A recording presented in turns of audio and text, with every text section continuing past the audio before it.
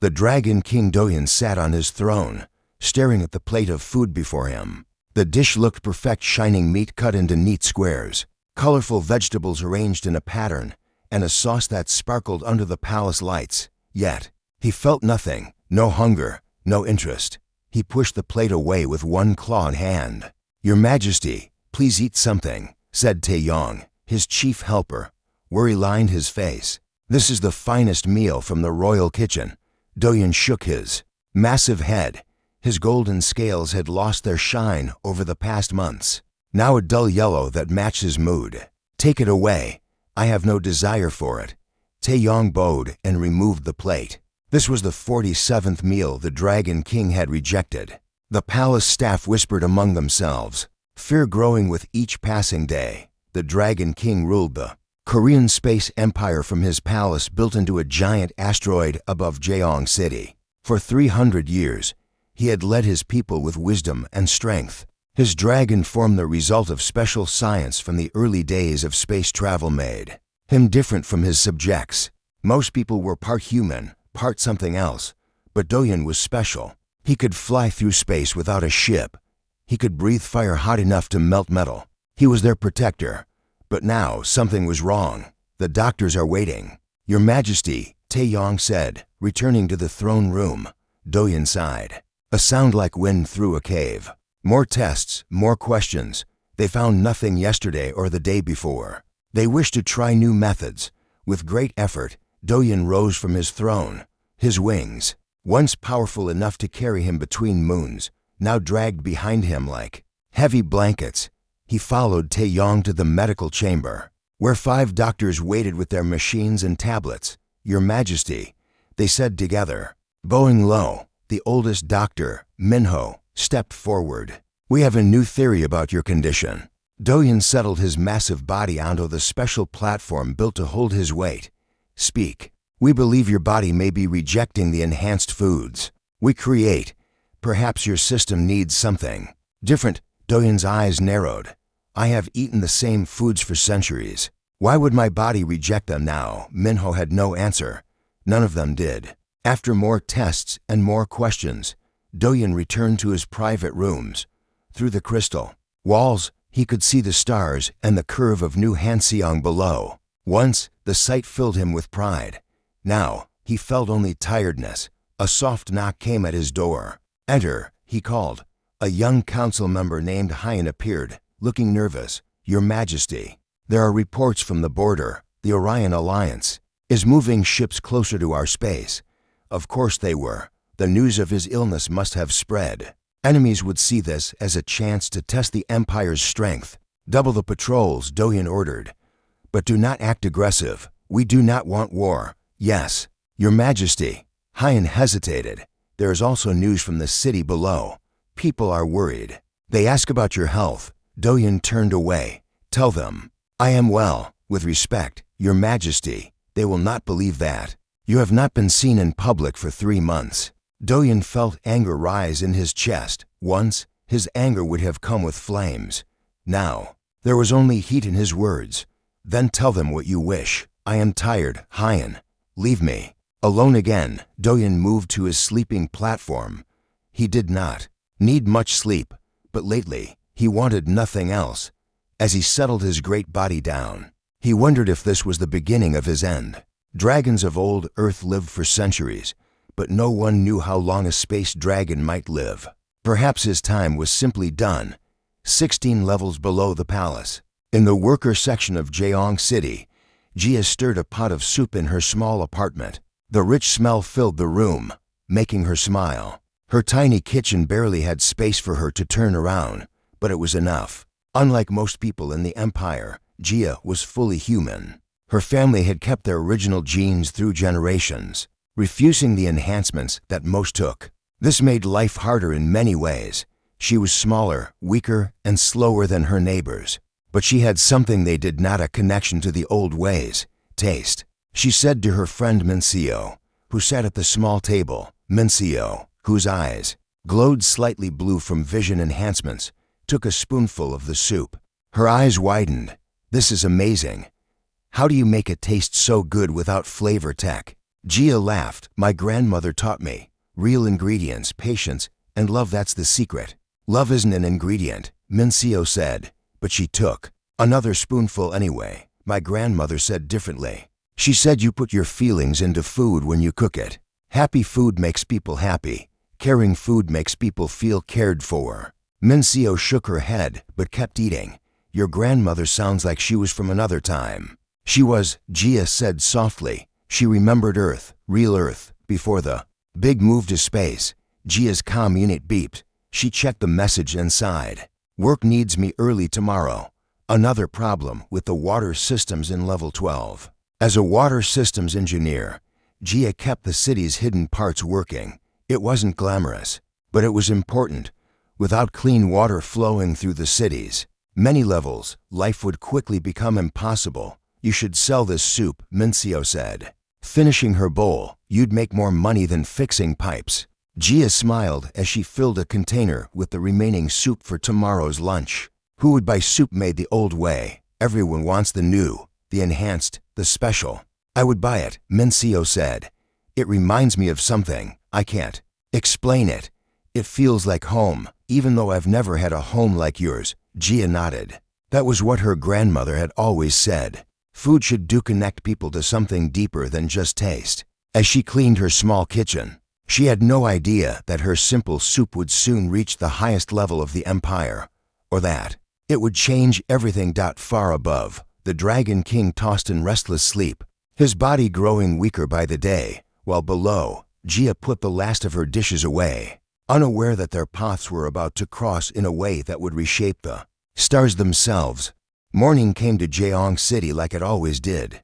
The great light panels on the city dome slowly brightened, making a fake sunrise for the millions who lived there. Jia woke early, dressed in her work uniform, and packed her lunch container with last night's soup. The transport tubes were crowded as she made her way to level 12. People of all kinds pressed together, some with scaled skin, others with extra fingers for technical work, many with glowing eyes that showed they had vision enhancements. Jia, with her plain human features, stood out in the crowd. Water systems? Asked the transport officer, not looking up from his screen. Yes, Section 1B has pressure problems, Jia replied. The officer waved her through. Jia followed the narrow maintenance tunnels that ran behind the main corridors of level 12. These hidden paths were her workplace, where pipes and wires carried the lifeblood of the city. As she worked to fix the water pressure, her stomach growled. She checked the time, past midday already. Sitting on a metal platform, she opened her soup container, and the rich smell filled the small space. That smells real, said a voice. Jia turned to see her supervisor, Junho, climbing up to her platform. His nose wider than a normal human's, and with visible sensors in the nostrils twitched. As he sniffed, "It is real," Jia said. "My grandmother's recipe." Junho looked impressed. Most people just use food printers these days. Easier, cleaner, but not better, Jia said, offering him a taste. Junho hesitated, then took the spoon. His eyes widened as he tasted it. "This is different, good different," Jia smiled. "Would you like to take some? I made too much." Junho accepted gratefully, and Jia transferred half her soup to his container. She didn't mind sharing. Her grandmother had always said food was meant to be shared. What Jia didn't know was that her simple act of kindness had just set something important in motion. High above in the palace, the Dragon King's condition grew worse. His once mighty body was failing him. Scales fell from his hide, leaving bare patches of skin.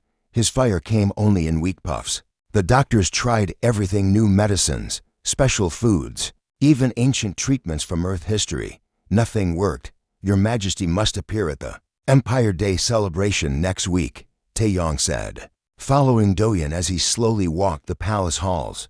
"The people need to see you in this state." Doyen's voice was rough, like stones grinding together. "I would only frighten them. Your absence would frighten them more," Taeyong insisted. "There are already rumors that you are dead, and the council is hiding it." Doyen stopped at a large window that looked out over the city. Below, from here, he could see all the levels, spreading downward like steps, each one home to thousands.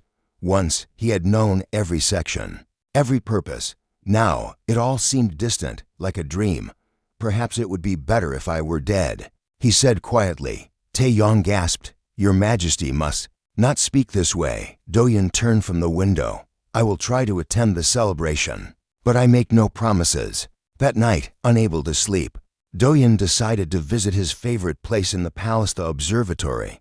Here, the ceiling opened directly to space, protected only by a thin energy field. He could look at the stars and remember when he used to fly among them. As he settled his weakened body on the viewing platform, something strange happened.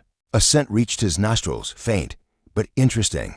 Doyen lifted his head, sniffing the air. For the first time in months, he felt something stir inside him. Curiosity. What is that smell? He asked aloud, though no one was there to answer. He rose to his feet, following the scent. It led him through the palace halls, down corridors he rarely visited. The night staff bowed in surprise as he passed. The Dragon King had not walked the palace at night for many months. The scent grew stronger as he approached the service area, where the palace connected to the city's main systems. Here, workers from below came to maintain the water, air, and power that kept the palace running. Doyen found himself at a small break room where palace maintenance staff rested during shifts. Inside, a group of workers sat frozen in shock at the sight of the Dragon King filling the doorway. Why, Your Majesty? One worker jumped to his feet, bowing deeply. Is something wrong? Doyen ignored the question, his eyes fixed on a container sitting on the table. What is that? The workers looked confused. One of them, a man with sensor-enhanced nostrils, spoke up. It's soup, Your Majesty. My friend shared it with me. Where did it come from? Doyen demanded. From Jia, a water systems engineer on level 16. She makes it herself. The old way. Doyen moved closer, his massive form making the workers press against the walls. He leaned down and sniffed the container. Yes, this was the scent that had drawn him. Something about it seemed to wake up parts of him that had been sleeping. I want to meet this Jia, he said. The workers looked at each other in alarm. The Dragon King, wanting to meet a common engineer. She works in section 16C, Your Majesty, the worker said. But she would be at home now. It's late. Where does she live? Residential block 16D, I believe. Doyen straightened up. Taeyong, he called, his voice echoing down the corridor. Within moments, the chief attendant appeared, out of breath from running. Yes, Your Majesty. I am going to level 16, Doyen announced. Taeyong's mouth fell open. Level 16, but Your Majesty, the lower levels are not prepared for a royal visit. The security alone would take days to arrange, and your condition. I am going now, Doyen said firmly. You may come or stay, as you wish. With that, the Dragon King turned and headed toward the main transport tube. As he walked, he felt energy flowing through him that had been missing for months. The workers scrambled to follow, sending urgent messages ahead. The Dragon King was coming down from his palace, and for the first time in years, he was hungry. Jia had just finished her evening shower when her door alert chimed. She frowned, checking the time. It was late for visitors. When she opened the communication panel, she was surprised to see Junho's face. He looked nervous. Jia, I'm sorry to bother you, but something unusual is happening. It's about your soup. My soup? Jia was confused. What about it? The Dragon King smelled it. In the palace. He's coming here, to level 16, to meet you. Jia stared at the screen, certain this was some kind of joke. That's not funny, Junho. I'm not joking. He's on his way down right now. Palace security is going crazy. They're clearing the main corridors, as if to confirm his words.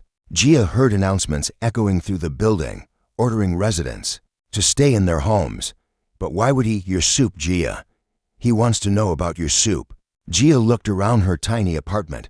It was clean but simple, nothing fit for a king, let alone the Dragon King himself. What should I do? She asked, her voice small. I don't know, Junho admitted, but I'd make more soup if I were you. Jia moved quickly around her small kitchen, her hands shaking as she gathered ingredients. This had to be a mistake. The Dragon King couldn't really be coming to her apartment.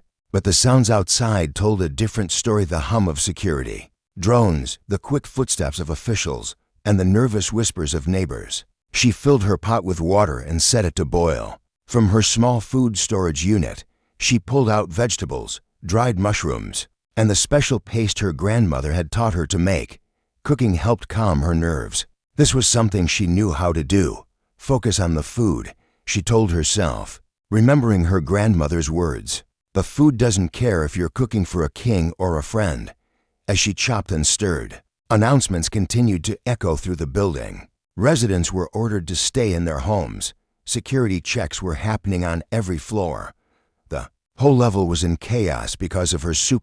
Just as the soup began to simmer, filling her apartment with its rich smell, a hard knock came at her door. Gia wiped her hands on a towel and took a deep breath before answering. She expected to see security officers. Instead, she found herself looking at a wall of golden scales. Her eyes traveled upward, taking in the massive form that filled her doorway completely. The Dragon King had to bend down just to look into her apartment. Gia forgot all the proper ways to greet royalty. She simply stared, her mouth open in shock. "You are Gia." The Dragon King's voice was deep and rough, like stones. Rolling down a mountain. She managed to nod. "I smelled your food," he said. "In my palace." Behind the Dragon King stood a group of nervous-looking officials and guards. One man in formal clothes stepped forward. "Your Majesty, perhaps we should return to the palace. We can bring this woman and her food to you there, in proper surroundings." The Dragon King ignored him, his golden eyes fixed on Gia. "May I enter?" It wasn't really a question. How could she refuse the ruler of 17 star systems? Gia stepped back, gesturing for him to come in. The Dragon King had to transform to fit through her door. His huge dragon body shimmered and shrank, taking on a more human shape. Even in this form, he was over 2 meters tall, with golden scales covering his skin and small wings folded against his back. He wore simple black clothes that seemed to adjust to his changing form. The officials tried to follow, but the Dragon King raised a hand to stop them. "Wait outside." "But Your Majesty, security protocols." "Wait. Outside." The words were quiet, but firm. The officials backed away, leaving Gia alone with the ruler of the empire. She didn't know what to do or say. Should she bow, offer him a seat? Her apartment suddenly seemed impossibly small and shabby. The Dragon King solved her problem by walking straight to her kitchen area. He leaned over the pot of soup, closing his eyes as he breathed in the steam. "This is what I smelled," he said. "What is it?" "Donjang Jiji," Gia answered, finding her voice at last. "It's an old recipe from Earth. My grandmother taught me." "Earth food?" The Dragon King looked surprised. "Made by hand," Gia nodded. "Yes. I don't use food printers or flavor enhancers, just real ingredients." The Dragon King studied her face. "You are fully human," he said. It wasn't a question. "Yes, Your Majesty. My family kept the old genes." He looked around her small apartment, taking in the simple furniture, the few personal items, the tiny hydroponic unit in the corner where she grew fresh herbs. "You live simply," he observed. "I'm just a water systems engineer," Gia said. "This is a good apartment for someone like me." The Dragon King returned his attention to the soup. "Is it ready?" "Almost. It needs a few more minutes to develop the flavors." He nodded and, to Gia's surprise, sat down at her small table. The chair creaked under his weight but held. He looked strangely out of place, in her kitchen, like a story character who had stepped into the real world. "While we wait," he said, "tell me about this recipe." Gia hesitated, then sat across from him. "It's very old, from before the space colonies. My grandmother said our family has passed it down for 15 generations. What makes it special?" The Dragon King asked. Gia thought about this. "It's not fancy. It's simple food that feeds the body and the spirit. My grandmother said the most important ingredient is intention." "Intention?" The Dragon King looked confused. "The feeling you put into the food while cooking," Gia explained. She said food made with care tastes different from food made just to fill the stomach. The Dragon King was quiet for a moment. "I have eaten the finest foods in the Empire for centuries. foods created by master chefs using the most advanced techniques. Yet none of them called to me across my palace as your simple soup did. Gia didn't know how to respond to that. She stood and checked the soup, then took down 2 bowls from her cabinet. They were plain ceramic, nothing special. She carefully ladled the steaming soup into 1 bowl and placed it before the Dragon King. He looked at the bowl, then at her. "You will join me, if that's allowed, Your Majesty. I insist."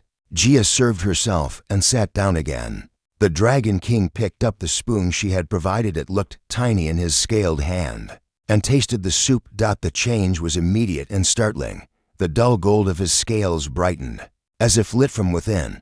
His posture straightened, and his eyes widened. He took another spoonful, then another, eating with growing enthusiasm. Gia watched in amazement as color and life seemed to flow back into the Dragon King with each bite. By the time he finished the bowl, he looked like a different being, stronger, more vibrant, more alive, more, he said simply, pushing the empty bowl toward her. Gia quickly refilled it, and he ate the second bowl as eagerly as the first. When he finished, he sat back in the chair and looked at her with clear, bright eyes. "For months," he said, "I have felt nothing when faced with food. No hunger, no pleasure, nothing. The finest chefs in the empire tried to tempt me with their creations, all failed." He gestured to the empty bowl.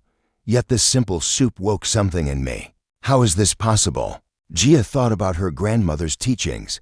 Maybe your body was hungry for something real, something with history and meaning, not just flavors created in a lab. The Dragon King considered this. "Perhaps, or perhaps there is magic in your hands." Gia smiled. "Not magic, just care." Outside her apartment, the officials and guards waited nervously. Inside, the ruler of 17 star systems and a simple water engineer sat at a small table, sharing a meal that tasted of earth and home and things long forgotten. And for the first time in months, the Dragon King felt hungry for more than just food. News spread quickly through Jeong City. The Dragon King had visited level 16. He had entered a common worker's home. He had eaten her food. By morning, everyone was talking about it. In the palace, the royal staff hurried to prepare for the king's return. They expected him to be tired from his unusual journey. Instead, when the transport arrived, Doyen stepped out looking stronger than he had in months. His scales shone with renewed color, and he walked with energy in his steps. Most surprising of all, he was not alone. The water engineer from level 16 walked beside him, looking nervous but determined. "Prepare quarters for Gia," Doyen instructed Taeyong. "She will be staying in the palace." Taeyong bowed, hiding his shock. "Yes, Your Majesty." "Which guest suite should we?" "Near the royal kitchens," Doyen interrupted. "She is to have access to all cooking facilities." The palace staff exchanged confused looks as Gia followed the Dragon King through the grand halls. She carried only a small bag with her clothes and a wooden box that contained her grandmother's spices. "Your Majesty," said the head royal doctor, hurrying to meet them, "we were so worried. You should not leave the palace in your condition." Doyen turned to the doctor, and for the first time in months, he smiled. "My condition has improved, Dr. Minho, as you can see." The doctor stared in amazement at the king's brightened scales and clear eyes. "This is remarkable. What treatment caused this change?" "Not a treatment, a meal." Doyen gestured to Gia. "This woman's cooking has done what all your medicines could not." Dr. Minho looked at Gia with suspicion. "A meal? Impossible. There must be some special ingredient, some compound that affected your Majesty's system." "The special ingredient is her skill," Doyen said firmly, "and her understanding of real food." Gia stood quietly, uncomfortable with the attention. She had not asked to come to the palace. The Dragon King had simply stated that she would help restore his health, and no one argued with the Dragon King. "I should return to my work," she said softly. "The water systems in Section 1B still need." "Your work is here now," Doyen said. "Others can fix pipes. You will cook for me." It was not a request. Gia nodded, accepting her new role. Taeyong led her to the royal kitchens, a vast space filled with the most advanced cooking technology in the empire. Chefs in white uniforms stopped their work and stared as she entered. They had heard about the woman from level 16, but seeing her in their domain was different. "This is Jia," Taeyong announced. "By order of His Majesty, she will be working here." The head chef, a man named Seojin with 6 fingers on each hand for extra dexterity, stepped forward. "Working here, doing what?" "Cooking for the king," Taeyong said simply. Sojin's face flushed with anger. "I have been head chef for 40 years. My food has won awards across 3-star systems. What can this common worker know about cooking for royalty?" Jia looked around at the kitchen. It was bigger than her entire apartment. Machines hummed and beeped. Holographic recipes floated in the air. But something important was missing. "Where do you keep the real ingredients?" she asked. Seojin laughed. "Real ingredients? We use molecular assemblers and flavor synthesizers. Our food is perfect in every way. Perfect, but without soul." Came a deep voice from the doorway. Everyone turned to see the Dragon King standing there. The kitchen staff bowed deeply. "Your Majesty," Seojin said, "we were just welcoming your new guest." "Jia is not a guest. She is your new colleague," Doyen said, "and you will provide her with whatever she needs." "Of course, Your Majesty. But our kitchens are designed for modern cooking techniques. If she requires unusual items, it may take time to." "Then take the time," Doyen interrupted. "I want a garden built here in the palace with real soil and plants. Jia will tell you what to grow." The staff looked stunned. "A garden with dirt in the palace?" "It will be done, Your Majesty," Taeyong said quickly. Doyen nodded and left. The kitchen staff turned to look at Jia with new eyes. Who was this simple woman who could make the Dragon King order a garden? Over the next few days, Jia settled into palace life. Her new room was bigger than her entire old apartment, with a view of the stars that took her breath away. But she spent little time there. Most days, she worked in the kitchens, teaching the royal chefs about cooking with real ingredients. At first, they resisted. Seojin especially seemed determined to prove that his advanced techniques were superior. But when the Dragon King refused all food except what Jia prepared, they began to listen. "Show me how you make the soup again," Seojin said on the 3rd day, his pride finally giving way to curiosity. Jia smiled and guided him through the process. "You must feel the food as you cook it," she explained. "Listen to it, smell it, connect with it." "Food doesn't speak," Seojin argued. "Not with words," Jia agreed. "But it tells you when it's ready, if you learn to listen." Slowly, the other chefs began to gather round, watching as she worked. They had spent years learning to program machines and design molecular structures. Now they watched in fascination as Jia used simple tools and basic techniques to create food. That made the Dragon King's health return day by day. 1 week after Jia's arrival, the Royal Council requested an urgent meeting with the king. Reports from the border showed increased activity from the Orion Alliance.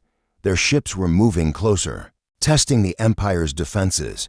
"They believe the rumors of your illness," said Minister Hannah, the head of defense. "We must show them you are strong." Doyen considered this. He had avoided public appearances for months, too weak and tired to maintain the powerful image his people needed. But now, with each meal Jia prepared, he felt more like himself. "Arrange a public address," he decided. "I will speak to the Empire tomorrow." The council members looked relieved. "And the Orion ships?" Minister Hannah asked. "Send them a message," Doyen said, a hint of his old fire returning to his eyes. "Tell them the Dragon King invites their leaders to a meal." The council exchanged confused glances. "A meal, Your Majesty?" "Yes," Doyen smiled. "I have discovered that sharing food can change many things." That evening, as Jia prepared the king's dinner, he came to the kitchen to watch her work. The other chefs stepped back respectfully, giving them space. "Tomorrow I will show myself to my people," he told her. "Thanks to you, I have the strength to do this." Jia shook her head as she stirred the pot. "The strength was always in you, Your Majesty. The food just reminded your body how to use it." Doyen watched her hands as they moved confidently through the cooking process. "You have given me more than health, Jia. You have given me a new understanding." "Of what?" she asked. "Of connection," he said thoughtfully. "For centuries, I have ruled from above, separate from my people. I forgot what it means to share simple things like a meal. Jia smiled as she served his food. My grandmother always said that the most important moments in life happen around a table. Sharing food with others, as the Dragon King ate, his scales glowed with renewed life, and in the kitchens of the palace, a revolution was beginning, one meal at a time. The day of the Dragon King's public address arrived. People gathered in the great square below the palace, their faces turned upward with hope and worry. Screens throughout the 17 systems of the empire lit up, ready to show their ruler. In the palace, attendants prepared Doyen's formal clothes, a robe of special metal cloth that shimmered like his scales. He had not worn it for months, having no strength or desire for ceremony. The square is full, Your Majesty, Taeyong reported, and the Orion representatives have arrived for the meeting after your speech. Doyen nodded, feeling calm and strong. Before leaving his chambers, he stopped by the kitchens. Jia was there, preparing food for the important meeting to come. Are you nervous? She asked, looking up from her work. No, Doyen replied. For the first time in a long time, I feel myself. Jia smiled. Good. Your people need to see that. What are you making? He asked, looking at the various pots and dishes. Food from all parts of the empire, she explained. Each system has old recipes that have been forgotten. I asked people to share them, and the response was amazing. Everyone wanted to contribute. Doyen looked surprised. You contacted people throughout the empire. Well, I asked Taeyong to help. Jia admitted. He sent messages to community leaders on each world. They sent back recipes that their grandparents used to make. The Dragon King studied the kitchen, now bustling with activity. The royal chefs worked alongside new helpers from the lower levels of the city, ordinary people who knew old cooking ways. Together, they prepared dishes that had not been served in the palace for generations. This is more than I expected when I brought you here, Doyen said quietly. Jia wiped her hands on her apron. Food brings people together, Your Majesty. That's what my grandmother always said. Doyen nodded thoughtfully, then left for his address. As he walked to the great balcony, he felt the weight of his responsibility return, not as a burden, but as a purpose. When he stepped onto the balcony, a gasp rose from the crowd below. Many had expected to see a weakened king. Instead, they saw Doyen in his full glory, scales gleaming gold in the sunlight, wings extended wide, eyes bright with renewed strength. My people, his voice boomed across the square. I have been absent too long. The crowd cheered, relief clear on their faces. Some of you heard I was ill. Doyen continued. This was true, but I have found healing in an unexpected place in our shared past, in the simple things we have forgotten. He spoke for 20 minutes, his voice growing stronger with each word. He talked about the empire's strength, about facing challenges together, about remembering what connected them all. When he finished, the cheering lasted for many minutes. After the address, Doyen returned inside for the meeting with the Orion representatives. They waited in the grand meeting hall, their expressions careful and neutral. They had come expecting to find weakness they could use against the empire.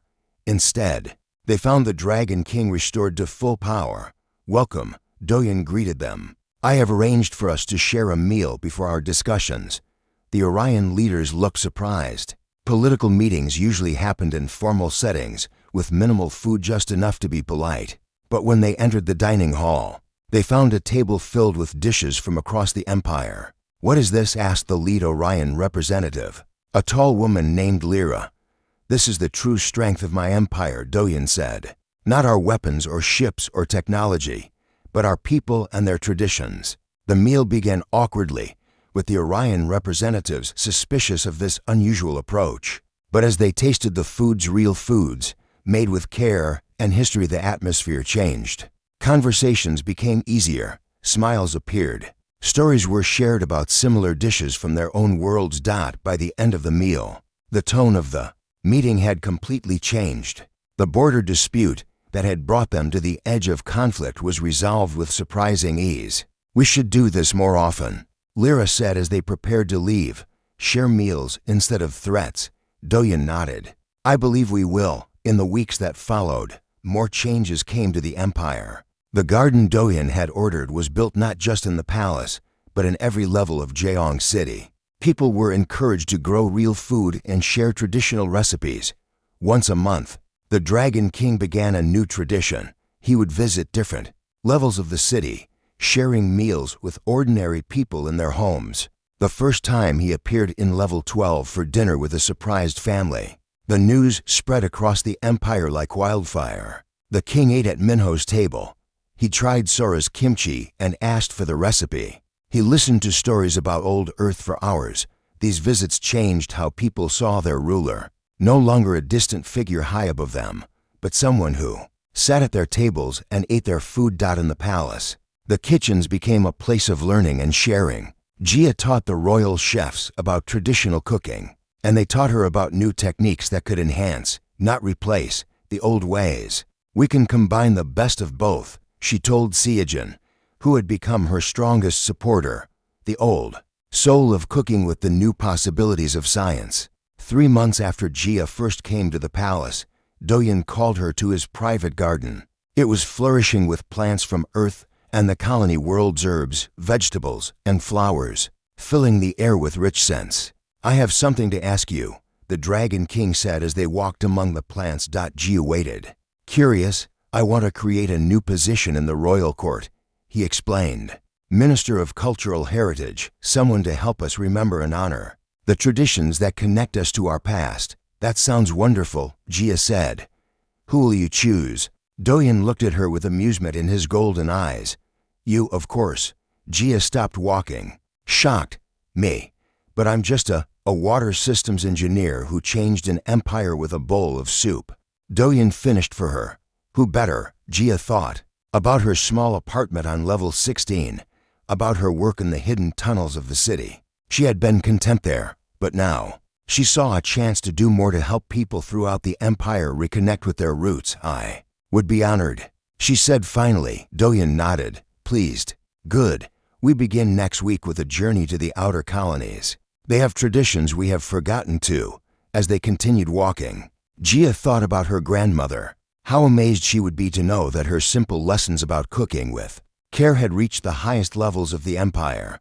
Your Majesty, Jia said. May I ask you something? Of course. Of all the foods you've tried since your recovery, which is your favorite? The Dragon King thought for a moment, then smiled. The first bowl of soup you served me, in your small kitchen on level 16. Nothing has tasted quite as good. Why do you think that is? Jia asked. Perhaps because it was unexpected, Doyen said thoughtfully. Or perhaps because it was the first real thing I had tasted in centuries. He looked at the garden around them, at the life growing from the soil. Or perhaps because it reminded me that even kings need to remember what it means to be hungry. Together, they walked through the garden as the stars shone above the palace dome. The Dragon King and the woman who had reminded an empire of its roots, one simple meal at a time.